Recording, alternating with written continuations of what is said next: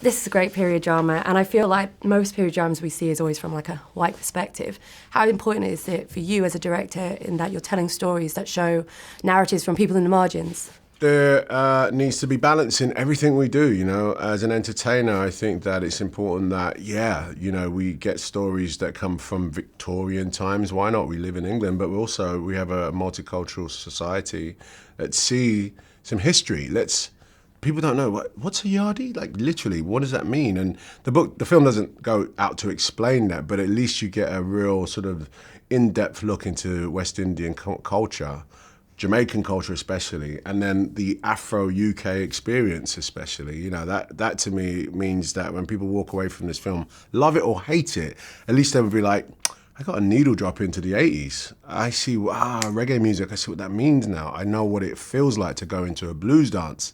You know, back then, that's where it all comes from, you know? How easy is it to make a film like this, where it is quite niche story, really, and it's independent? So. I mean, no filmmaking's easy, but it's harder to sell a movie when it's niche. It's harder to sell a movie that sort of really focuses on a small community in such a big country, let alone the world, you know, like, so why would anyone in Russia want to watch this movie? It's a hard film to sell in that sense, but then to me, you know, that's why we do things, that's why we make films, that's why we tell stories, so that parts of culture which probably are called niche will, do live somewhere. And even though you and I, you know, we could say, I know what Yardie's about, I'm going to go see it, it's a period piece, and it takes me there. But hopefully, when I watched, what's that movie, the Brazilian film? City of God? City of God, right? Which, you know, essentially is a niche film. It's a film about a very, very particular area in Brazil, but it just blew my mind away.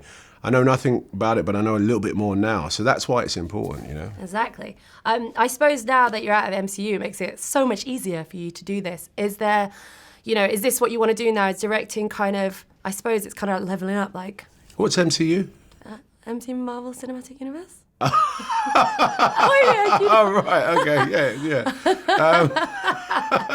It's cool. I feel like it's like this one thing that fans have created, like the DC. Yeah, I've never heard that before. I thought it was Manchester United, but don't worry about it. No, look, as far as directing is concerned, you know, like every actor, you know, after a certain time period in doing the job wants to be in the hot seat. And I think, like, for me, this is a perfect segue. I'm still going to act. I love it. And it feeds me, it feeds my family. But directing definitely gives me a lot more sort of choice to tell different types of stories that I possibly won't be in as an actor. So I definitely, you're going to see more from me as a director, because it's a joy for me. It's hard work, trust me, but I love it.